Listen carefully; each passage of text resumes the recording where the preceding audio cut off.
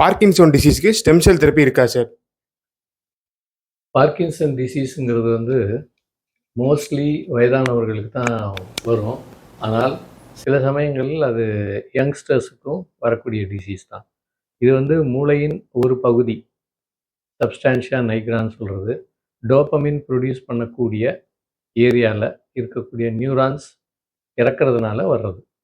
இது ஏஜான வரும், but some drugs and some environmental பாய்சன்ஸ்னால கூட இது ஏர்லியராக வரலாம்.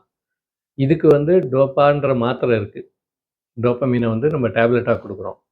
அதுக்கு ஈக்குவலண்ட், அதுக்கு சிமிலர் டேப்லெட்ஸ் டோப்பமீன் லைக் ட்ரக்ஸும் இருக்குது. ஸோ இதெல்லாம் நம்ம ட்ரீட்மெண்ட் கொடுக்குறோம். ஆனால் எந்த ட்ரீட்மெண்ட்டும் மீண்டும் அந்த டோப்பமினர்ஜிக் நியூரானை ரீஜெனரேட் செய்யாது. அதை செய்யக்கூடிய ட்ரக்ஸ் கிடையாது. இது ரீஜெனரேட் பண்ணணுமா டாக்டர்? ஆமாம், இது ரீஜெனரேட் பண்ணால் நல்லது. If you are losing the neurons, if you can regenerate them, it is always better. அப்போ அதுக்கு ஸ்டெம் செல் தெரப்பி இருக்குது. சரி, இந்த தெரப்பி வந்து ரிசர்ச்சில் இருக்கா இல்லை ஆல்ரெடி ப்ராக்டிஸ்க்கு வந்துருச்சா டாக்டர் அப்படின்னா, இது ஆல்ரெடி உலகத்தில் 2 கண்ட்ரியில் ப்ராக்டிஸ்க்கே வந்துருச்சு.